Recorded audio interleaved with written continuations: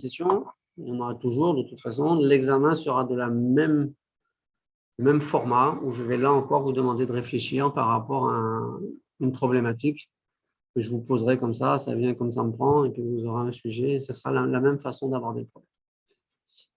Vous avez des questions par rapport à ça? A priori, non? Puisque les 2-3 interventions qu'il y a eu, c'était juste des micros qui étaient ouverts. Rien de particulier. Bon, parfait. Après, si vous avez besoin de me joindre. Oui, excusez-moi, j'ai une question. Alors, au départ, on devait faire combien de séances de TP? Au départ, il devait y avoir 3 séances par groupe. D'accord. De 3 heures. Mais en plus, sur l'emploi du temps qui a été, sur l'hyperplanning, il y a des fois, c'est du grand n'importe quoi parce qu'il y a des séances de 2 heures. Alors, on ne peut pas faire une séance de 2 heures. Si on avait réellement pu faire la microbio, il nous faut absolument 3 heures. Enfin, c'est une cote mal taillée du fait qu'on n'a pas les salles disponibles par rapport au nombre d'étudiants qui sont actuellement en L1, en L2 et en L3 en biologie. Les salles de TP sont surbookées et on ne peut pas arriver à tout rentrer. Donc, on va descendre sur une séance. Vous aurez TP, il y a une séance de TP. Je vous donnerai ça, on se revoit demain, je crois, normalement, me semble-t-il. Demain, je vous donnerai la répartition exacte des TP en fonction des groupes pour savoir quel jour, à quelle heure on va faire le TP en question. Yes, un seul, par groupe. Yes. Ça permettra d'aborder toute la microbiologie. Donc après, si vous avez besoin de me joindre en dehors des cours, 2 possibilités. Vous pouvez passer par le mail. Alors, zut, je ne sais pas pourquoi sur celui-ci. Attendez, je vais vous le changer. Pour qu'on soit bien sûr. Mon mail, normalement, c'est unif-anti, comme la plupart des enseignants présents sur le campus. D'accord? olivier.gros.unif-anti.fr. Donc là, vous m'envoyez un mail. Normalement, je suis censé vous répondre assez vite. Si je ne vous ai pas répondu dans les 48 heures, renvoyez le mail. C'est simplement que je n'ai peut-être pas vu ou j'ai fait autre chose entre-temps.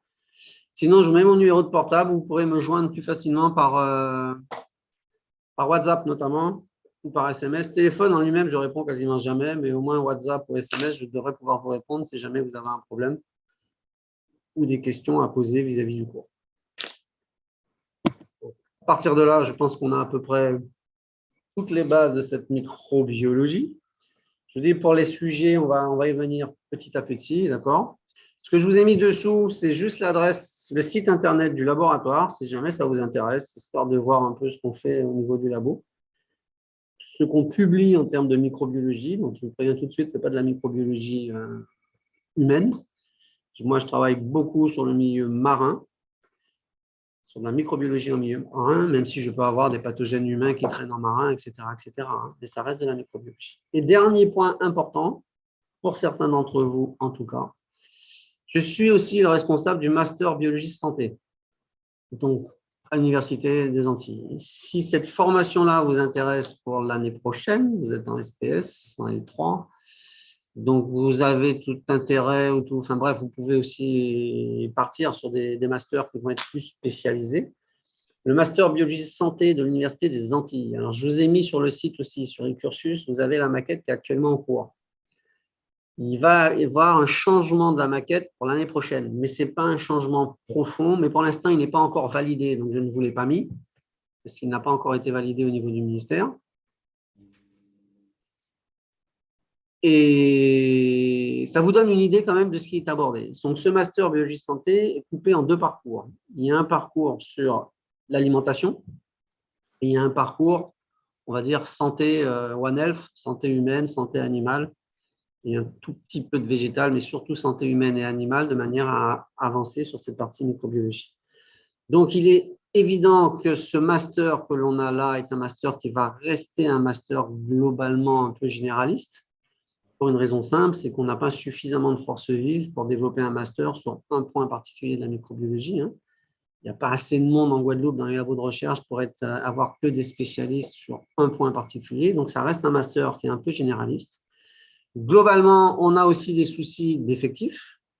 Donc, ce qu'on a demandé depuis l'année dernière et du coup qu'on peut appliquer, si vous allez sur le site Mon Master, on est obligé de limiter le nombre d'étudiants qui vont être admis directement en Master 1.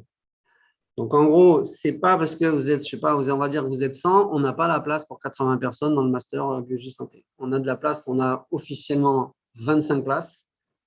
Potentiellement, on peut monter jusqu'à une trentaine de places pour la partie santé et une dizaine, quinzaine de places pour la partie alimentation, mais pas plus.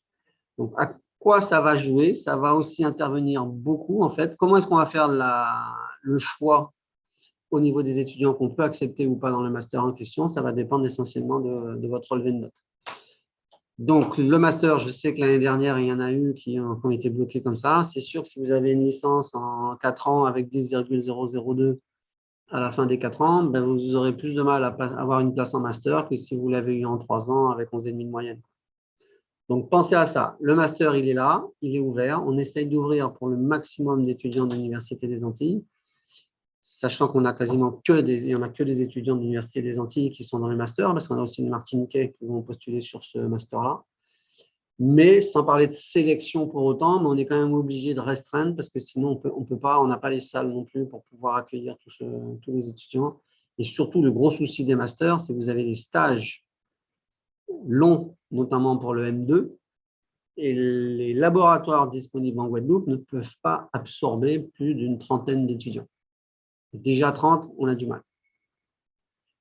Alors, les débauchés, les débouchés dans le monde du travail après un master, il faut bien vous dire une chose, c'est que ce sera aussi les mêmes débouchés que vous aurez à la fin d'un master, à la fin d'une licence, vous allez avoir un diplôme Bac+5. L'avantage du diplôme Bac+5, c'est que quand vous avez ce diplôme-là, en face, on sait que vous êtes capable de réfléchir, que vous êtes capable d'accumuler de l'information, de la brasser pour redonner des pistes de propositions, de choses comme ça. Alors après, ça va dépendre de la filière que vous recherchez. La partie alimentation, on a quand même chaque année dans les masters, on a au moins 2, 3 étudiants qui trouvent tout de suite un poste dans les secteurs de l'alimentation, notamment dans les secteurs de la qualité, dans les secteurs comme ça. La partie santé pure, c'est plutôt des gens, enfin, on a une partie qui vont poursuivre sur des thèses, donc un doctorat dans les laboratoires, ou sinon qui passent sur c'est assez varié. Vous avez des gens qui partent au milieu hospitalier. Il y a quelques postes d'attaché de recherche, d'ingénieur d'études pour ceux qui ont plus de chance, mais d'attaché de recherche, ça peut exister. C'est varié. Après, vous avez un Bac+5. Donc, vous pouvez aussi candidater sur des postes publics à Bac+5, sur un peu partout des entreprises qui sont à Bac+5, etc., etc. Le diplôme du master ne vous donne pas un poste, entre guillemets. Le diplôme du master vous démontre votre capacité à être capable d'intégrer de l'information, de l'analyser et de ressortir quelque chose d'intéressant par rapport à ça. Mais dites-vous bien, et c'est la même chose à la limite même pour une thèse, quand vous avez une thèse qui est un Bac+8, vous n'avez pas de poste derrière. C'est à vous derrière de pouvoir aller chercher les opportunités de travail, des choses comme ça. On le voit aussi, vous savez, quand vous faites alors vous avez eu ça un peu pour le L3, vous aviez des stages.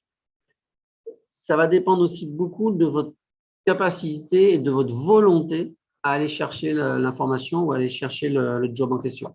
Vous avez des étudiants, des fois, pour des stages de L3, peut-être que vous avez été dans ces cas-là, qui se contentent simplement de vous envoyer un mail.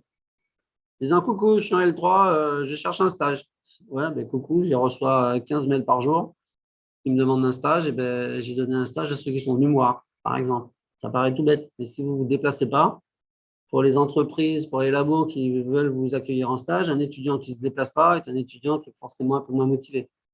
Ou alors, s'il ne peut pas parce qu'il n'est pas véhiculé, il peut demander un entretien par Zoom. Vous voyez, il faut être beaucoup plus invasif que juste salut, je m'appelle Trucmuche et je voudrais bien faire un stage chez vous. Ouais, eh ben non. Il faut que vous soyez beaucoup plus invasif, beaucoup plus volontaire dans vos démarches pour arriver à trouver quelque chose. Et ce sera très important si vous arrêtez après la licence pour rechercher du boulot tout de suite ou après un master, ne serait-ce que pendant le master pour trouver les stages.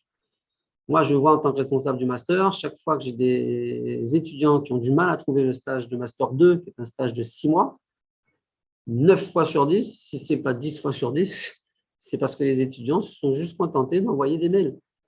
Et bien, les labos ou les entreprises qui ne reçoivent que des mails, je vous dis, ils en reçoivent tellement que la personne qui ne se déplace pas ou qui ne les harcèle pas au téléphone, qui n'essaye pas de les joindre autrement que par mail, il les range dans la catégorie moyennement motivés. Et donc, je vais plutôt prendre des gens qui sont plus motivés. Donc, pensez à ça. ça reste important pour que vous puissiez mobiliser toutes vos forces et donner surtout l'impression aux futurs labos, entreprises qui vont vous accueillir pour le stage de Master 1, mais aussi le stage de Master 2, surtout qui est un stage de 6 mois et qui est rémunéré. Alors, ce n'est pas rémunéré grassement, hein, en gros, c'est 500 € par mois. Mais justement, l'entreprise ou le labo qui va dépenser 500 € par mois, ben, ils veulent le faire aussi en maximisant les chances d'avoir quelqu'un qui est motivé et qui va s'investir dans le boulot. Donc, pensez à ça. On aura le temps d'en discuter par la suite si vous avez besoin. Hein. Et donc, je suis responsable de ce master-là. Et donc, si vous avez des infos plus spécifiques ou si vous voulez qu'on en discute un jour de façon plus spécifique, vous me dites et on pourra échanger directement par rapport à ça. Donc, je vous ai mis l'ancienne maquette. Je verrai si je vous mets la nouvelle. Mais si je vous mets la nouvelle, ce n'est pas argent comptant, d'accord? Parce qu'elle n'est pas encore validée. Ça vous donne juste une idée de ce qu'on a demandé comme modification par rapport à ça. Voilà globalement pour les grandes généralités. Alors, je n'ai peut-être pas ouvert le bon fichier, mais ce n'est pas grave. On va pouvoir rentrer maintenant, à moins que vous ayez une question un peu particulière sur tout ça. Non? Ça vous va pour le moment? Donc, on va rentrer sur le cours. 25 minutes de blabla. Alors, mon cours, vous allez voir, vous affolez pas. Je ne sais plus, quand on regarde mon cours, il y a peut-être 200 diapos, 240 diapos, enfin bref. Ce n'est pas le souci, j'ai beaucoup de diapos d'illustration, ce n'est pas tellement ça le problème. Mon cours est essentiellement basé sur 2 bouquins que vous allez pouvoir trouver à la bibliothèque, qui sont le Prescott, à gauche, et le, je ne sais plus qui, j'ai juste un truc qui est par-dessus, le Perry, voilà, qui est à droite. Vous avez les étiquettes de la BU, donc ils sont à la bibliothèque, ils sont en prêt, ils sont sur place, enfin bref. Ces 2 bouquins sont épais. On ne vous demande pas, je ne vous demande pas d'apprendre l'intégralité de ces 2 bouquins, ça n'a aucun intérêt, de la même manière que je ne vous demande pas d'apprendre par cœur tous les cours. Si vous avez besoin d'aller trouver de l'information sur de la microbio, sur un point particulier, vous pouvez par contre repartir sur ces 2 bouquins. C'est des bouquins qui font foi, en tout cas, on va dire, dans le système français pour la microbiologie. Il n'empêche que dans ces bouquins, sur lesquels j'ai pris les différents graphes que je vais vous montrer ou schémas, il y a des coquilles, il y a des bêtises qui existent. D'accord? En licence, 3e année, il faut que vous commenciez à être critique par rapport à l'information que vous recevez. Ce n'est pas parce que vous recevez une information comme ça que forcément c'est parole d'évangile et puis oui, tout est comme ça, tout est bon. C'est un des gros problèmes qu'on a d'ailleurs actuellement avec les réseaux sociaux, des choses comme ça. N'importe qui, mais n'importe quoi, et on part du principe que si, c'est bon, j'ai vu telle chose et c'était donc valable. Non. Vous êtes en science, vous devez avoir un esprit critique. À vous d'aller chercher l'information et d'aller chercher la contre-information de manière à être sûr que vous avez plusieurs sources concordantes qui vont dans le même sens. Mais vous verrez que dans ces bouquins-là, il y a quand même des bêtises qui existent encore. Hein. Il y a des coquilles qui traînent, on en verra une ou deux. Mais globalement, quand même, ces 2 bouquins sont, on va dire, des bonnes bases de microbiologie standard pour toute personne qui veut faire un peu de microbiologie. Donc, ils sont à la BU. Si vous en avez besoin, vous pouvez les regarder. Ceci dit, vous pouvez parfaitement faire mes sujets d'examen sans jamais ouvrir ces 2 bouquins. C'est juste que je vous donne l'info sur ce que vous pouvez trouver comme document fiable au niveau de la bibliothèque. Alors, pour la microbio, quand on vous parle de microbiologie, vous allez rapidement vous rendre compte que la microbiologie est assez compartimentée. Quand on vous parle du monde microbien, en fait, le monde microbien, c'est tout ce qui est trop petit pour être vu à l'œil nu. Et encore, on verra après que dans le cadre des champignons, on en voit quand même certains à l'œil nu. Mais globalement, cette microbiologie va se découper en plusieurs grands domaines. Le premier grand domaine, celui qui va nous occuper le plus, c'est la bactériologie. On garde quand même le terme de bactériaux, même si dans le terme de bactériologie, on va aussi bien s'occuper des bactéries que des archées. On verra la différence un peu entre les deux, hein, mais bactéries et archées, en tout cas, sont des prokaryotes. C'est l'organisation que vous connaissez, hein, absence de noyau, enfin bref, on va y revenir très rapidement. Mais donc, c'est toute cette bactériologie qui va intéresser un petit peu tout le monde. Il faut surtout que dès le départ, vous ayez aussi une notion qu'il faudra arriver à vous retirer de la tête. Bactérie n'est pas égale à pathogène, n'est pas égale à maladie. La plupart des bactéries, dans les environnements, dans les écosystèmes, en biologie humaine, vétérinaire, tout ce que vous voulez, la plupart des bactéries sont bénéfiques. On va en avoir besoin, on va s'associer à des bactéries. Il y a un infime pourcentage de bactéries qui ne sont pas adaptées à l'animal sur lequel vous allez travailler, qu'il soit humain ou autre, hein, et pour lesquels il va y avoir une pathologie qui va pouvoir se développer. Mais la bactériologie, une grande partie ne vous fera strictement rien. Les bactéries vivent dans leur environnement, font leur trafic dans l'environnement, ne vous concernez pas en tant qu'être humain ou en tant qu'animal. Une partie, vous allez être capable d'établir des interactions avec, hein, c'est ce qu'on va appeler les bactéries symbiotiques ou commensales. J'en ai besoin, ça va m'aider, c'est un plus, voilà, il m'en faut, ça va m'aider pour ma croissance, pour mon fonctionnement, etc., etc. On verra un petit peu sur la flore symbiotique l'importance que ça peut avoir pour un organisme. Et un infime pourcentage va être pathogène.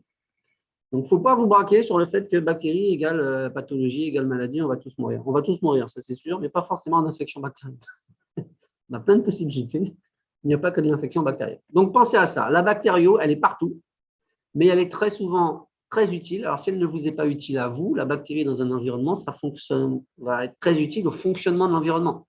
Et donc, indirectement, aux organismes qui peuplent ces environnements. Si l'écosystème fonctionne bien, les organismes à l'intérieur vont bien fonctionner.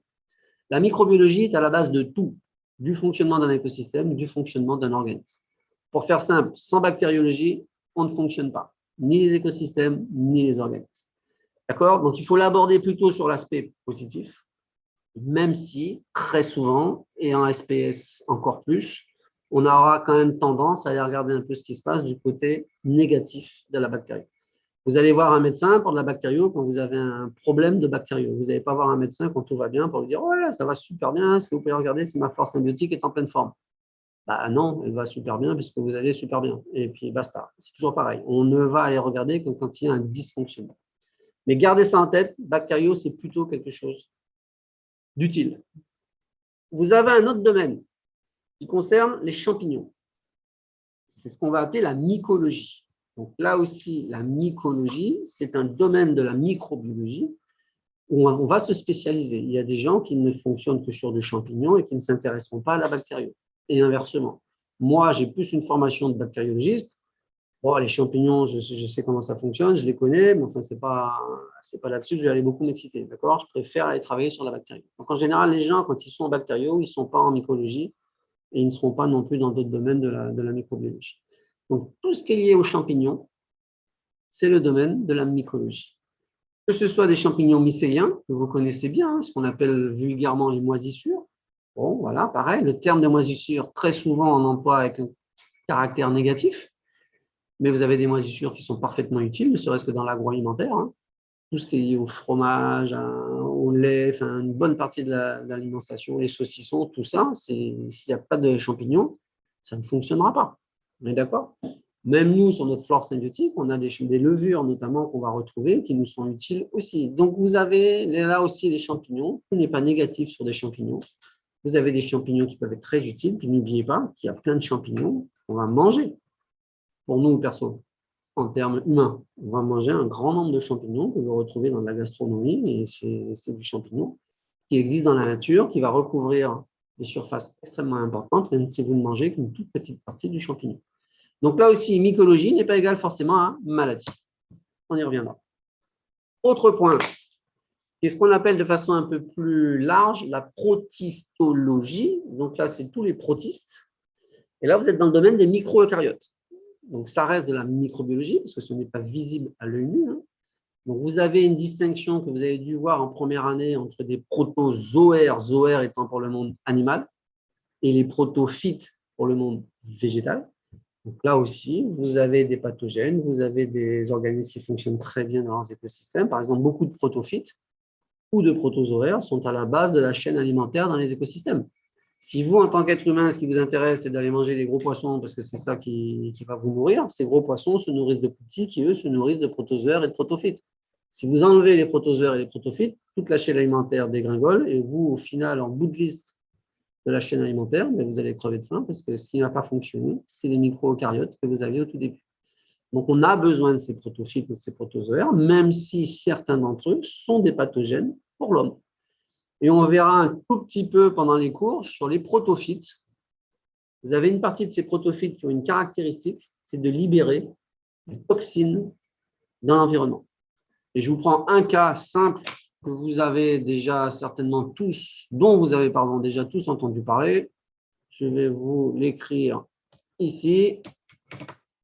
La ciguatera, vous avez dû entendre parler de ça. Hein, la ciguatera, on dit qu'il faut pas manger tel ou tel type de poisson parce que vous allez faire de la ciguatera. La ciguatera, c'est quoi? C'est une toxine libérée par une algue unicellulaire qui va s'accumuler dans la chaîne alimentaire. Et si vous ingérez trop de cette toxine, qui ne se détruit pas à la chaleur, mais vous allez pouvoir effectivement avoir des effets pathogènes importants, neurotoxiques ou pas, on verra. Donc voilà, ça, il y a quelques pathogènes et vous en avez plein d'autres qui vont être utiles au fonctionnement des écosystèmes. Donc ça, c'est les protistes. C'est encore un monde à part, parce que vous êtes dans le monde de l'eucaryote cette fois-ci, comme pour la mycologie, donc vous n'êtes plus du tout dans du prokaryote. Ça a des taux de croissance qui sont différents, ça a des comportements qui sont différents, mais c'est un domaine de la microbiologie qui est également important. Donc la microbiologie est très, très vaste. Il ne faut pas vous enfermer sur un microbio égale bactério. Et un dernier point qui est extrêmement intéressant et qui est, ça marche plus, voilà, la virologie, tous les virus. Et là aussi, alors même si actuellement ça peut être difficile de le croire, mais les virus, très peu, sont de réels pathogènes pour l'homme. D'accord? Je vous donne un exemple simple qui concerne plus les domaines de recherche qui m'intéressent moi. Je prends un milieu marin. Si je prends 1 millilitre d'eau de mer, dans 1 millilitre d'eau de mer, je vais trouver à peu près 10 puissance 5 bactéries par millilitre. Ce qui est déjà pas mal. J'ai, on va dire, 100 000 bactéries. En virus, je suis à 10 puissance 9 et 10 puissance 10. Si tous les virus étaient des pathogènes, il n'y aurait plus rien de vivant à part les virus dans les écosystèmes et pour le reste. Donc, pour les virus, c'est comme pour le reste. Un très faible pourcentage va être impliqué dans des cycles de pathogènes. Et ces virus, on s'aperçoit par exemple de plus en plus que les virus ont un rôle extrêmement important dans un niveau évolutif pour du transfert de matériel génétique d'un organisme A à un organisme B. On verra ça vers la fin du cours, mais les virus peuvent, lorsqu'ils sont dans leur phase de synthèse, emporter avec eux des morceaux d'ADN de l'hôte qui vont transférer à un autre hôte. Donc, ils peuvent avoir un rôle positif par rapport à ça. Donc, vous voyez, quel que soit le domaine, bactério, mycologie, protistologie ou virologie, tout n'est pas pathogène, loin de là. Tout va être utile aux environnements. Après, ça va être à vous, enfin, je dis ça comme ça, de se spécialiser sur un domaine qui vous intéressera plus qu'un autre. Quand vous faites de la microbio, vous avez des notions sur un peu tout. Par contre, vous n'êtes pas forcément compétent sur tout. Moi, je suis plus bactério. Je vais être moins doué sur de la viro pure et dure, même si j'ai quand même des connaissances de base sur la viro, mais ce n'est pas mon truc de base. Je ne vais pas vous raconter non plus des cracks absolus. Pareil pour du champignon, etc. etc. D'accord? Mais ce sont les 4 grands domaines de la microbiologie. On verra très peu les virus pendant notre cours. Protistologie, pas énorme non plus. On va en parler un petit peu, mais plus comme ça. On va surtout se focaliser sur bactério et mycologie. Pour vous replacer un peu le système dans son ensemble de la microbiologie, vous avez ici un arbre. Un arbre simple où vous avez une origine. Et on voit que sur les origines, on a après différents groupes qui vont sortir, les bactéries. Alors, ça avait été appelé à un moment donné Archaebacteria, mais ça s'appelle maintenant Archée. Les animaux, les champignons, etc. etc. Cet arbre-là, c'est un arbre qui a existé pendant un moment, pour vous montrer qu'il perd un peu de son importance. Il y a 2 points un peu négatifs dans cette notion d'arbre. Le premier, c'est que vous avez une seule origine qui est bien plantée, bien figée, et puis voilà, basta, ok, on a Lucas, et puis j'avance sur Lucas. Bon, ça se discute aussi un peu. Et puis surtout, ce qu'on voit sur ce type d'arbre, c'est que vous n'avez aucune interaction entre ces différents groupes. Les bactéries n'interagissent pas avec des plantes, pas avec des animaux, enfin, ni avec les protistes, elles interagissent nulle part. Or, de vos cours de biologie cellulaire, ou peut-être même de vos cours en lycée ou je ne sais pas où, vous savez déjà que les mitochondries et les plastes sont d'anciennes bactéries. Donc, ce type d'arbre ne correspond pas parce que je ne vois pas d'interaction entre bactéries et plantes ou bactéries et animaux. D'accord? Donc, c'est des arbres que vous trouvez encore dans les bouquins, mais c'est des arbres qui sont un petit peu chauds. En plus, ils n'intègrent pas du tout le monde viral. Pardon. Autre type d'arbre que vous avez trouvé, un peu plus détaillé, mais toujours aussi faux quand vous regardez par rapport au premier. J'ai toujours une seule origine. Parfait. Et après, je n'ai pas beaucoup plus d'interactions entre bactéries et eucaryotes, etc., etc. On reste sur des groupes séparés. Vous voyez, j'ai toute une série qui est en bleu, une série qui est en rouge, une série qui est en orange, mais je n'ai pas d'interaction entre ces différents groupes. Or, pour interaction, il y a. Je vous ai mis ici une étoile surlignée, la cyanobactérie. Cyanobactéries sont des bactéries qui font de la photosynthèse. Donc, ces bactéries qui font de la photosynthèse, certaines d'entre elles sont en train d'interaction avec des eucaryotes pour donner les végétaux. Et là, je ne vois pas d'interaction entre les deux. Au niveau des protéobactéries, c'est celle qui va donner les mitochondries. Je n'ai toujours pas d'interaction entre les deux. D'accord? Donc, c'est un arbre qui apparaît plus détaillé, mais qui n'est pas forcément plus juste par rapport aux interactions qui vont exister dans le domaine du vivant entre ces trois grands groupes.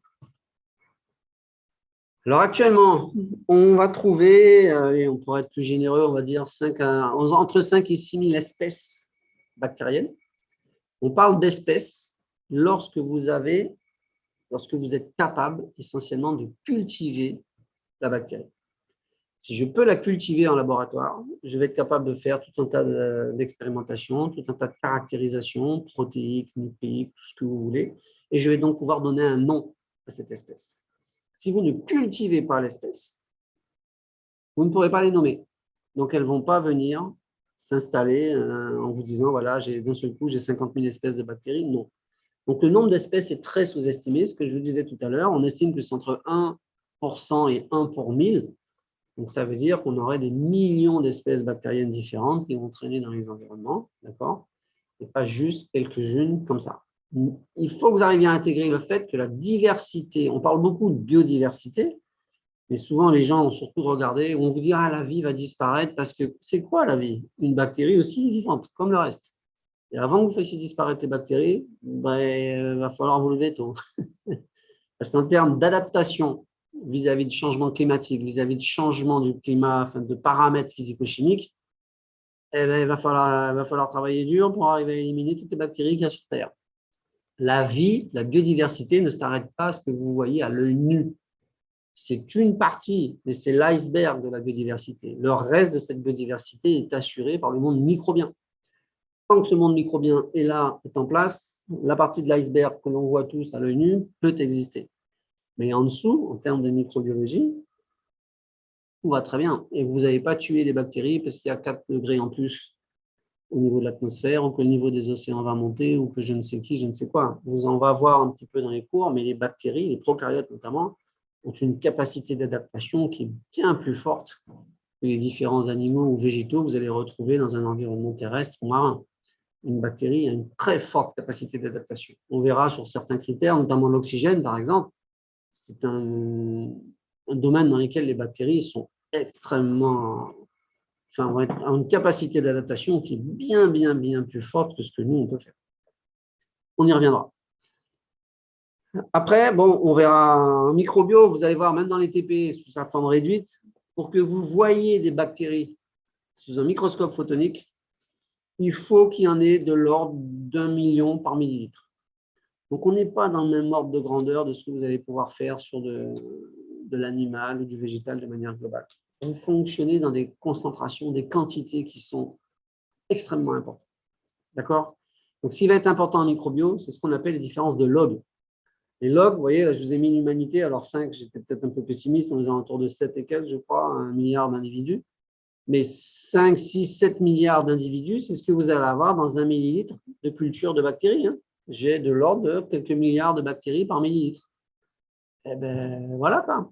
L'humanité dont on n'arrête pas de nous baratiner, l'humanité, c'est juste 1 milliard d'individus, ou 5 milliards d'individus, c'est pareil. En bactéries, rien. Pareil, quand vous avez des publicités, des choses où on vous dit « j'ai tué 99,9% des bactéries », donc oui, c'est super. Ben, parfait, pour faire simple, j'ai 1 milliard de bactéries, je passe mon produit magique, pchit, j'en tue 99%, mais combien il me reste? Il me reste 10 millions de bactéries, c'est pas zéro, d'accord? Et 10 millions de bactéries, surtout si ça se multiplie toutes les 20 minutes ou toutes les demi-heures, eh ben, je vais réobtenir en quelques heures, je vais réobtenir 1 milliard d'individus. Donc, pensez à ça. Le nombre est extrêmement important en microbiologie. Il ne s'agit pas simplement de vous dire « Ah, j'ai vu telle ou telle bactérie ». Ce qui va être important, c'est la quantité. Et la quantité, c'est un point sur lequel moi, je vais vous embêter aussi régulièrement par rapport à ça, c'est la notion L'inoculum. L'inoculum, c'est la quantité de bactéries qui est présente. Vous savez, on voit souvent des, je sais pas, on va dire des articles ou des publications pseudo-scientifiques, c'est souvent le milieu médical qui s'amuse à ça pour vous dire, voilà, on a trouvé tas de bactéries sur, par exemple, ou je sais pas, on vous dit, ouais, un téléphone, c'est super sale, il y a plein de bactéries, on a trouvé les gens, staphylocoque, truc, muche, bidule, une poignée de porte, c'est l'horreur, c'est plein de bactéries. Non, c'est de la bonne grosse blague. Alors, ça va dépendre où vous êtes. Hein. C'est sûr que si vous êtes sur une poignée d'hôpital d'un bloc opératoire, oui, là, il faut que j'ai 0. Maintenant, une poignée de porte standard, je n'ai pas tant de bactéries que ça. Je vais peut-être trouver un listing de bactéries qui va être important. Je ne sais pas, une trentaine d'espèces différentes, une quarantaine d'espèces différentes, mais elles sont présentes, très peu de quantité. Et vous allez avoir 10 individus, 50 individus, ça ne vous fera rien. Pour vous donner un ordre simple, je passe mon doigt sur la paillasse, sur une table, sur ce que vous voulez. Je mets le doigt dans la bouche. Est-ce que je vais mourir pour autant? Non. Parce que quelle va être la quantité de bactéries que je vais récupérer comme ça? Assez peu, en fait. Je vais l'avaler, ça va passer par l'estomac, qui est une phase très acide, qui va en diminuer une grande partie. Puis après, je vais avoir mes cellules immunitaires qui traînent dans le tube digestif, qui vont finir par tuer le peu qui est rentré. Si une espèce, même considérée comme pathogène, si j'en avale 10 individus, j'aurai aucun risque. Si j'en avale 10 000, oui, j'aurai un risque. Toute l'agroalimentaire est basée sur ça. Le fait de garder à froid, à 4 degrés, des choses comme ça, c'est parce qu'on veut limiter le développement bactérien, c'est parce que je veux limiter l'inoculum. Il n'y a que très peu de bactéries, en tout cas en santé humaine, qui vont vous infecter avec un inoculum très très bas. Il y a les salmonelles. Les salmonelles, l'être humain est très peu adapté aux salmonelles et effectivement, il y a une espèce de salmonelle où avec 5-6 cellules, ce qui est très peu, vous allez pouvoir déclencher une pathologie. C'est quasiment la seule. La plupart des autres espèces, il faut être en contact avec quelques milliers de bactéries pour développer une pathologie quelconque. C'est pour ça que l'hygiène simple, on vous parle de gestes barrières, mais le simple fait de se laver les mains, et si vous n'avez pas de solution hydroalcoolique puissante, vous vous lavez les mains déjà à l'eau, je peux vous assurer que vous éliminez 90% de la charge bactérienne que vous avez sur les mains, et donc vous allez éliminer 90% des potentiels problèmes. D'accord? Les produits magiques, on en reparlera par la suite, mais la solution hydroalcoolique, ça c'est quand même un truc d'actualité depuis un an ou deux. Pour tout ce qui est inoculum, si on veut travailler microbiologiquement parlant de façon correcte, avant de passer du gel hydroalcoolique, il faudrait que je me lave les mains à l'eau pour éliminer la matière organique, éliminer toutes les bactéries ou virus qui sont juste posés sur les mains, qui ne sont pas vraiment accrochés. Ensuite, je peux venir passer ma solution. Si je passe ma solution sur des mains sales, par définition, vous faites un mauvais travail de microbiologiste. C'est comme, c'est pas, vous êtes blessé, vous êtes coupé dans votre jardin, etc. Si vous courez chez vous et que vous commencez à passer de la bétadine sur la plaie, ça n'a aucun sens, puisque votre plaie est toujours sale. Votre bétadine va agir sur de la terre, sur de la matière organique, sur ce que vous voulez. La première étape, je nettoie la plaie. Une fois que ma plaie est nettoyée, ensuite j'applique un traitement antiseptique. Normalement, sur les mains, ça devrait être pareil. Je me lave d'abord les mains, je mets ensuite mon gel hydroalcoolique. Sauf que personne ne fait ça actuellement. On vient, on fait pchit, on met un peu d'hydroalcoolique et puis basta, j'ai fini. Maintenant, allez par curiosité, regardez ce qui a marqué sur vos différents flacons de gel hydroalcoolique. La plupart vous demandent une durée d'action de 30 à 45 secondes. C'est long, 30 secondes. La plupart des gens font quoi? Vous mettez une micro-noisette dans le creux de la main de la solution, vous faites ça comme ça, et puis 5 secondes après, c'est à peu près sec, et on est content, ça y est, je me suis désinfecté les mains, on peut y aller. Ben, vous n'avez rien fait. À 5 secondes, vous vous êtes parfumé les mains. C'est bien, c'est marrant, c'est rigolo, mais vous n'avez rien fait. Les cheap sheets que vous avez dans les magasins à l'entrée, là, on vous demande de passer un coup et puis voilà, les gens prennent une micro-goutte d'alcool et puis vous vous passez les mains et 5 secondes après, ça y est, c'est bon, c'est réglé. C'est psychique, c'est bien, mais ce n'est pas du tout efficace. Les meilleurs gels sont ceux, quand vous allez les prendre, vous avez l'impression que vous ne vous en débarrassez pas.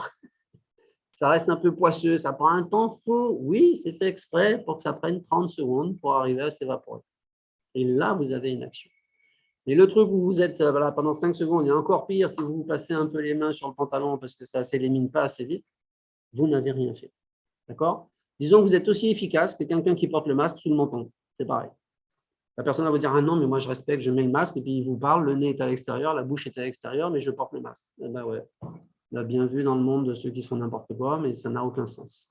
Donc on y reviendra, pensez à ça, mais l'inoculum, la quantité de bactéries présentes dans un échantillon, dans un environnement, est extrêmement importante pour arriver à maîtriser en fait ce développement microbien, ce développement bactérien, voire viral, etc. etc. D'accord? C'est vraiment très, très important. On y reviendra sur ces histoires de gestion de la population, mais pensez-y, l'inoculum est important et une durée d'action d'un produit est également extrêmement importante. Donc, les meilleurs arbres qui existent, pour l'instant, celui-là est pas mal. Alors, il paraît un peu simpliste quand vous le regardez. Ça fait des grosses flèches, un peu, on a l'impression que ça a été fait un peu à l'arrache, mais en fait, là, on voit pour le coup deux choses extrêmement importantes. D'abord, la base. Vous voyez que ce n'est pas une base qui est aussi sûre que ça, avec une seule origine et puis basta. La base est relativement large. On ne sait pas trop encore comment ça s'est globalement passé et tout, donc on reste sur une base qui est un peu large. Et surtout, ce qui est important, c'est toutes ces flèches transversales que vous avez, de bactéries même jusqu'aux archées, des bactéries aux eucaryotes, des archées aux eucaryotes. Enfin bref, vous avez un brassage de l'information génétique qui peut être extrêmement important, et notamment tous les phénomènes de symbiose que vous allez pouvoir avoir entre prokaryotes et eucaryotes, que ce soit dans le domaine de l'animal, dans le domaine du végétal. Vous n'avez sur Terre, planète Terre, quasiment aucun animal ou végétal qui se développe en l'absence de bactéries. Si on intègre les mitochondries, c'est zéro. Il n'existe pas un animal ou un végétal qui ne soit pas en association avec des bactéries. Aussi bête que ça. Si on enlève les mitochondries et les chloroplastes, parce qu'on considère que si ça fait partie intégrante de la cellule eucaryote, mais même comme ça, la très très grosse majorité de tout ce qu'on appelle métazoaires, métaphytes, donc des pluricellulaires, sont tous associés à des bactéries, ne serait-ce que dans leur tube digestif, bactéries ou archées. Donc c'est extrêmement important cette interaction forte qu'on va avoir entre bactéries et archées. Il ne faut pas considérer qu'il faut absolument arriver à se débarrasser de bactéries pour arriver à être dans un monde parfait. On a besoin de ces bactéries-là, il nous faut ces bactéries pour arriver à fonctionner. D'accord? Il faut vraiment vous intégrer ça, ne pas aller sur le fait que bactérie égale pathogène et j'ai besoin de me débarrasser de ces bactéries. Alors, je suis en train de regarder qui c'est qui a son micro qui est ouvert. Bon, ça y est, j'ai vu. Tac, ok. C'est bon. D'accord? Donc, pensez à ça. Ça correspond un peu plus, ce type d'arbre, à la réalité des interactions. Et les derniers arbres qui sortent ont plus cette tête-là. Avec, vous voyez, on a une origine qui est commune, hein, qui est ici. Mais bon, ça reste vague, un peu large, on ne sait pas trop. Et ensuite, vous avez des ramifications dans tous les sens. Donc, ça peut très bien être une partie du vivant qui est ici, mais tout ça va interagir avec les autres parties. Il faut vraiment voir ça en interaction forte, complexe, entre le monde animal, le monde végétal et le monde prokaryote, et en étant un peu plus large, le monde microbien. Par exemple, les végétaux sont quasiment tous en interaction avec des champignons. Les animaux, un peu moins. Mais un végétal, très souvent, c'est champignons plus bactéries. Les animaux, c'est souvent bactéries archées et un petit peu de champignons, sous la forme de levures, de choses comme ça. Mais tout le monde va vivre en interaction avec de la microbiologie. La microbiologie est essentielle au bon développement de tout. Si je reste sur les prokaryotes, pour faire simple, et pour vous rappeler les différences entre un prokaryote et un eucaryote, elles vous sont globalement schématisées ici, vous les connaissez. Je vais revenir sur un point essentiel qui va m'intéresser, c'est la notion de reproduction sexuée. C'est quoi de la reproduction sexuée? Quand on vous parle de reproduction sexuée, ce qu'on sous-entend, c'est du brassage génétique. On ne parle pas de sexualité, ça n'a rien à voir. Reproduction sexuée implique un brassage génétique. Ça implique que vous n'avez pas affaire à des clones. Et c'est extrêmement important pour les prokaryotes. Un prokaryote a besoin d'évoluer constamment en fonction de l'évolution de son environnement. Comment je peux, par exemple, devenir résistant à un antibiotique, résistant à une molécule qui est biocide? Eh bien, si je n'arrive pas à m'adapter rapidement, ce que je peux faire, c'est échanger des gènes avec une autre espèce qui, elle, a cette capacité de résistance. Et les bactéries vont échanger comme ça énormément entre elles de gènes, et notamment de gènes de résistance, par le biais de ce qu'on appelle la conjugaison. Vous avez dû en entendre parler par le biais des plasmides, par un échange de plasmides. Une bactérie va pouvoir récupérer un gène qui va lui permettre de mieux résister dans son environnement. Et c'est de la reproduction sexuée dans le sens où j'ai de l'information génétique qui va m'arriver en plus de ce que j'avais au départ. Très, très important, l'évolution de ces bactéries, leur adaptation dans les environnements, est très souvent liée à ce phénomène de reproduction sexuée. Donc, les prokaryotes font de la reproduction sexuée. Les prokaryotes font de la recombinaison génétique et vont donc être capables de s'adapter très rapidement à des évolutions de leur environnement. Bien plus que nous, entre guillemets, aussi bien plus rapidement. Une bactérie va pouvoir se diviser très rapidement, ce qui ne sera pas le cas de gros animaux qui vont prendre beaucoup de temps avant d'arriver à faire de la reproduction. C'est un point important. Deuxième point important, qui n'est pas directement sur la diapo, mais que je vais vous mettre ici, c'est, alors ça intéresse plus souvent, disons que c'est un phénomène qui est plus souvent abordé sur les gens qui font de l'écologie, c'est ce qu'on appelle le théorème de la reine rouge. Alors, je ne sais pas si vous l'avez déjà intégré, si vous en avez déjà entendu parler. C'est un phénomène qui est très simple. C'est pour vous dire qu'un animal, un végétal, une bactérie, un organisme qui n'évolue pas est un organisme qui va disparaître. C'est ça le théorème de la reine rouge, c'est que vous êtes obligé d'être en constante évolution pour arriver à perdurer dans votre environnement. Et si vous arrêtez d'évoluer, ou si vous évoluez trop faiblement, vous disparaissez du système. Et donc, ça veut dire qu'une espèce va apparaître, va persister dans son environnement pendant un certain temps, puis si elle n'a plus la capacité de s'adapter, à évoluer, à échanger, va disparaître de l'environnement. Et vous devenez une espèce éteinte, qui n'existe plus, qui a existé pendant un moment et qui a disparu. On vous parle souvent d'animaux qui sont là depuis très très longtemps, qui descendent des crocodiles, qui descendent des dinosaures, des machins. Oui. Mais en termes de bactéries, on est sur des évolutions qui sont beaucoup plus anciennes. Les bactéries vont être capables d'évoluer beaucoup plus que ça. Le théorème de la reine rouge, pour vous l'illustrer, c'est tout simple. Prenez quelqu'un qui court sur un tapis électrique. Tant qu'il court, il reste sur place. L'évolution, c'est pareil. Tant que vous évoluez, vous restez dans le système. Vous arrêtez d'évoluer, vous dégagez du système. Regardez ça sur YouTube, on voit souvent des photos de films comme ça, des gens qui courent et puis qui s'arrêtent et vous êtes éjecté dans le mur qui est derrière. Le théorème de la reine rouge, c'est ça. Tant que vous êtes capable d'évoluer, de vous adapter, vous restez présent dans le système. Si vous vous arrêtez, vous dégagez du système.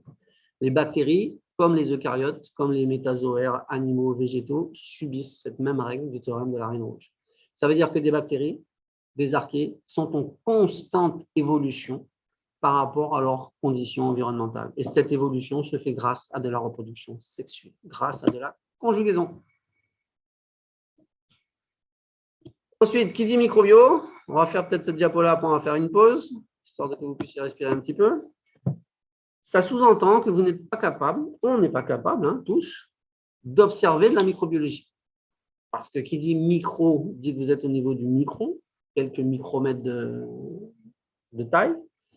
Donc, il va falloir nous aider avec des outils pour arriver à observer ces organismes-là. Donc, l'outil le plus simple que vous allez pouvoir trouver dans différents labos, etc., que vous aurez en salle de TP, c'est le microscope photonique. Le microscope photonique, c'est un pouvoir séparateur de 0,2 microns. Ça veut dire que la plus petite distance que vous pouvez distinguer entre deux points doit faire 0,2 microns.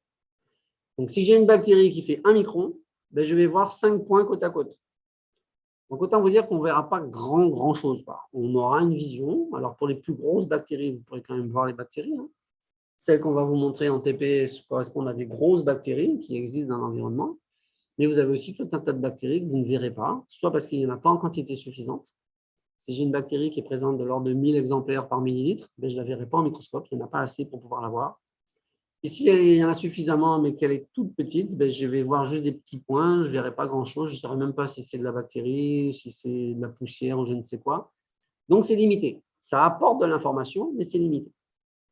Pour essayer d'augmenter ça, il va falloir être capable de créer du contraste. Alors, il y a des techniques qui se font, par exemple, pour certaines bactéries. Vous avez déjà dû entendre parler des leptospires, grandes bactéries torsadées, qui vont être responsables notamment en pathologie humaine de ce qu'on appelle la leptospirose. Vous voyez que ces leptospires sont pathogènes pour l'homme. Mais ces leptospires ne le sont pas pour les rats, les souris qui vont les véhiculer. C'est une maladie qu'on retrouve quand même pas mal en Guadeloupe. Hein. Faites gaffe un peu à ça, parce que des rats, il y en a partout. Si vous habitez, si vous soyez à la campagne ou en ville, vous aurez toujours des rats. Mais à la campagne, moi je suis dans les grands fonds, mais vous voyez, le soir, vous avez des rats qui sortent un peu de partout, qui vont aller sur vos fruits à pain, sur vos différents légumes, etc. Bon, sur les mains de banane, etc. Moi, ça m'est déjà arrivé régulièrement. Vous passez un soir, vous avez un rat qui est gentiment affalé sur une main de banane, et puis voilà, il est bien, quoi. Quitte à en manger un peu ou pas, mais il est dessus. Comment je vais me débarrasser des leptospires? C'est sûr que si je viens passer la main sur mes fruits et tout, puis après je vais venir me gratter l'œil parce que j'ai un truc qui me gratte dans l'œil.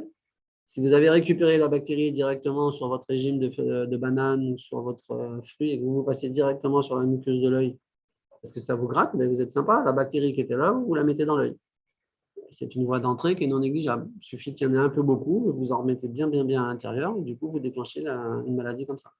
Comment est-ce que je peux lutter contre la leptospirose? Et là aussi, c'est que des gestes simples de protection. Déjà, quand vous allez dans votre jardin, eh bien, quand vous ne touchez pas les yeux ou la bouche quand vous êtes dans votre jardin, d'accord? Et quand vous rentrez, eh vous vous lavez les mains. Pas besoin de passer du désinfectant, de la javel, du ça n'a pas d'intérêt. Vous vous lavez simplement les mains. Mais je peux aussi laver simplement mes fruits. Et puis, si je commence à être vraiment stressé parce que j'ai peur des leptospires, j'ai peur de ci et de ça, mais pour mes fruits, le plus simple, ça va être quoi? Ben, je vais pouvoir les faire tremper dans une bassine avec 2-3 gouttes de javel. Je n'ai pas besoin de verser là non plus un bidon de javel, hein. Mais je mets 2-3 gouttes de javel dans mon saladier, je mets mes fruits et mes légumes là-dedans. La javel va attaquer tout ce qui est matière organique et va donc d'abord attaquer ce qui est présent à l'extérieur de vos fruits. Ce qui va être présent, c'est les bactéries. Et donc, je vais comme ça pouvoir, entre guillemets, désinfecter mes fruits. Et donc, je ne vais pas avoir de souci, de risque de transfert de leptospirose directement d'un fruit ou des légumes à une muqueuse qui va être de l'œil ou la bouche, etc. Le simple fait de laver avec un peu de savon, c'est encore meilleur parce que vous décrochez tout, ou de laver à l'eau, vous allez éliminer beaucoup de transferts de bactéries potentiellement pathogènes. On y reviendra, mais c'est un point qui est vraiment important. Ah, le vinaigre. Alors là, grande question. Si vous me lancez là-dessus, ça va être top. On va voir le vinaigre. On va prendre un exemple. Tout le monde fait la salade. D'accord? Enfin, la laitue, plus qu'une salade. Alors, l'idée, c'est quoi? Comment, effectivement, on vous dit, souvent c'est les parents qui vous disent ça, ou les grands-parents, etc. Lave ta laitue au vinaigre. Certes. On va parler chimie un tout petit peu. Le vinaigre, c'est quoi? C'est de l'acide acétique. L'acide acétique, c'est quoi? C'est un acide faible. Quand vous faites tremper votre salade dans de l'eau vinaigrée, vous mettez quelle quantité de vinaigre dans quel volume d'eau? Vous ne voulez pas être incommodé par le vinaigre de toute façon après, donc qu'est-ce que vous faites? Vous mettez votre laitue dans un saladier. Un saladier, c'est combien? On va dire 2 litres, 3 litres? 3 litres d'eau. Dans 3 litres d'eau, je mets quoi? Quelques gouttes de vinaigre. Voilà, et je laisse tremper. OK. Si j'avais un pH mètre, à votre avis, vous avez baissé de combien le pH de votre saladier avec quelques gouttes de vinaigre? De rien du tout. Donc, j'ai lavé à l'eau. C'est bien, vous pouvez laver à l'eau, hein, ça marche très bien. Mais le vinaigre ne vous sert strictement à rien.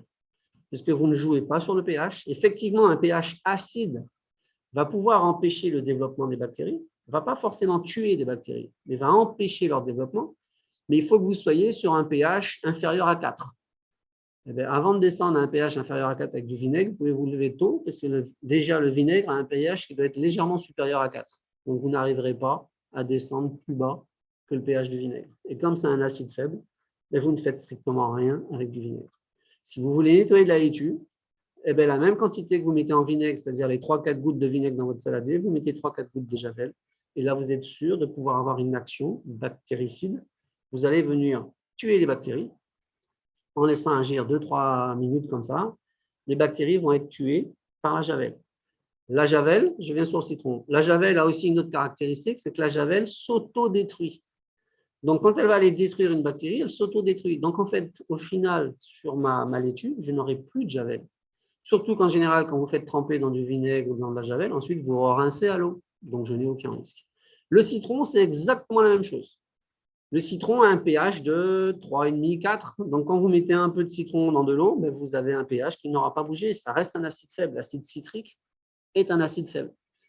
Donc, après, le vinaigre, le citron, ça a un intérêt gustatif. C'est dans votre vinaigrette. Vous pouvez passer un peu de citron sur votre salade. Ça, c'est autre chose. Ça va vous rajouter un peu d'acidité, très faible, qui va vous donner… C'est un goût gustatif. Mais microbiologiquement parlant, c'est une étape qui ne sert à rien. Traiter au vinaigre, traiter au citron, vous pouvez vous en dispenser. Vaut mieux laver à l'eau si vous avez des doutes, ou sinon, vous mettez 2-3 gouttes de javel dans votre saladier, vous laissez agir 2 minutes. Là, j'ai une action. Mais vinaigre et citron, ça ne sert à rien. Vous ne rabaissez même pas le pH de l'eau. Donc, vous n'avez pas d'activité sur les bactéries ou sur des amibes ou des choses comme ça. Histoire de finir ma diapo avant de faire une pause, on va avoir quelque chose qui va être important. C'est les colorations. Parce que je vais créer du contraste. Je vais faire ressortir les bactéries de ce que je vais observer. Comme coloration, vous avez une coloration qui s'appelle la coloration de Gram, que l'on va voir dans le cours, parce qu'en bactériologie, ça reste une coloration qui est beaucoup utilisée, surtout dans le milieu médical. On a besoin de savoir à quel type de coloration de Gram j'ai affaire. Est-ce que c'est un Gram positif? Est-ce que c'est un Gram négatif? Parce que les bactéries ne fonctionnent pas tout à fait de la même manière en fonction de la coloration de Gram. Donc, on va y revenir, c'est très utilisé. On va voir un peu comment ça se passe. Mais un jour prochain. Ensuite, vous avez là une technique sur laquelle moi, je vais beaucoup vous embêter quand même pendant mes cours. C'est la fluorescence. Avec deux techniques, où là aussi, je vais beaucoup vous embêter. C'est le DAPI et une technique un peu plus compliquée qui est la technique du FISH. Le DAPI, c'est quoi? Le DAPI est un intercalant. C'est un fluorochrome qui va venir s'intercaler au niveau des bases nucléiques. Conclusion, je vais colorer de l'ADN. Très efficace, parce que chez les prokaryotes, l'ADN est réparti dans toute la cellule. Donc, lorsque je vais colorer mes bactéries au DAPI, je vais être capable de les visualiser. Ça va éclairer en bleu et je verrai très bien des points bleus sur un fond noir. Donc, je crée du contraste. Ensuite, je vais marquer de l'ADN. Donc, je suis sûr que ce qui va être coloré contient de l'ADN, donc c'est du vivant. Entre guillemets, une particule minérale, une poussière ne va pas être colorée au DAPI. Donc, je ne verrai que du matériel biologique. Donc, ça, c'est l'intérêt. L'intérêt du DAPI va vous permettre, par exemple, de quantifier une population microbienne dans un échantillon. Je pourrais dire, wow, j'ai 10 milliards de bactéries dans cet échantillon. Je ne dirais pas plus, mais je pourrais dire, je pourrais compter. Je pourrais voir les formes différentes. Si j'ai des bâtonnets, si j'ai des ronds, si j'ai des formes un peu plus compliquées, je pourrais dire ça. Par contre, je ne pourrais pas dire si c'est mort ou vivant. Parce que le DAPI va colorer de l'ADN. Une cellule morte a toujours de l'ADN. Une cellule vivante a de l'ADN. Donc, je vais colorer mort ou vivant. Ça, ce sera un premier problème. Deuxième problème, je ne pourrais pas différencier des espèces différentes par rapport à une coloration au DAPI. Je ne pourrais pas savoir si j'ai un Escherichia coli, une salmonelle, une Bordella, je ne pourrais pas savoir ça. Mais je saurais que j'ai telle quantité de bactéries. Donc, c'est une technique qui est très, très, très, très utilisée dans les environnements, un peu en agroalimentaire, beaucoup moins en médical parce qu'ils cultivent plutôt pas mal, mais ça vous permet d'avoir une notion sur la charge bactérienne. Ça, c'est un terme que je vais souvent utiliser. Oups. La charge bactérienne.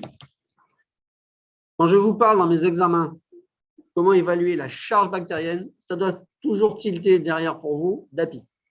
J'ai une idée de la charge, j'ai une idée de la quantité. La charge bactérienne, c'est la quantité. Quelle quantité de bactéries je vais avoir? Et bien à partir de là, je sais que j'aurai tant de bactéries. Je ne saurai pas combien sont vivantes, combien sont mortes. Je ne saurai pas combien d'espèces, mais j'aurai une idée du nombre. Ça, c'est important. Après, pour différencier… Oui. Non. Pour différencier les espèces, là, il va falloir venir sur une technique qu'on va appeler le FISH. Et la technique FISH, vous allez vous baser essentiellement sur ce qu'on va appeler des sondes oligonucléotidiques. Yes, j'aurais dû mettre un S, mais ce n'est pas grave. Donc, en fait, je vais avoir une sonde. Donc, c'est une série de bases qui va être spécifique d'une espèce qui va m'intéresser. Et cette sonde, vous allez greffer un fluorochrome et elle va venir s'hybrider sur les ribosomes de façon spécifique. Et là, je pourrais différencier. L'espèce 1, je vais lui mettre un fluorochrome vert. L'espèce 2, ce sera un fluorochrome rouge, etc., etc. Et voilà ce que ça peut me donner de façon extrêmement simple. Vous voyez, sur un fiche, en vert, j'ai une espèce alpha. En rouge, j'ai une espèce bêta. Et donc là, je peux rapidement visualiser espèce verte, entre guillemets, espèce rouge, et je pourrais même quantifier, me dire, bon, ben voilà, j'ai 45% de ma charge microbienne qui est occupée par l'espèce 1 et 55% par l'espèce 2. Et l'avantage du fiche, en plus, c'est que je ne vais colorer, marquer que des bactéries vivantes. Puisque le fiche est sur les ribosomes, or l'ARN est la molécule qui va se dégrader le plus rapidement possible à la mort d'une cellule. L'ARN messager, c'est de l'ordre de quelques minutes et ça disparaît. L'ARN ribosomal, ça va tenir pas beaucoup plus, mais je crois que ça doit tenir 1 heure au grand maximum et après c'est dégradé. Donc si j'ai un marquage par du fiche, j'ai forcément un marquage de cellules vivantes. Ça, c'est important. Et enfin, dernière technique, et là je fais ma pause, la microscopie électronique va vous permettre, que ce soit en balayage comme vous avez en bas à gauche, où je vais visualiser un peu la forme de mes cellules. Je pourrais voir si c'est en bâtonnet comme ici, si j'ai des sphères, enfin bref, j'aurai une vision sur la forme de ma bactérie. Et si je coupe, je passerai en microscopie à transmission, le MET, où là je pourrais voir l'intérieur de ma cellule avec la paroi, l'ADN qui apparaît un peu en blanc là ici, tous les ribosomes que vous allez avoir, hein, etc., etc. Et donc, j'aurai une information sur la structure de ma cellule. Voilà, globalement, yes, il est 10h10. Si vous voulez, alors c'est vous qui voulez ou vous ne voulez pas, on peut faire une pause. Quelle heure il est 10h10, on va faire une pause. Ça va vous permettre de respirer. Je suppose que vous êtes tous pour. Attendez, je cherche l'heure exacte, 10h10. Bon, on se retrouve à 10h15. Je mets en suspension l'enregistrement et je le reprends à 10h15. Comme ça, on a le temps d'aller boire un coup, respirer et revenir d'attaque dans 5 minutes. Allez, à tout à l'heure. Recording stopped.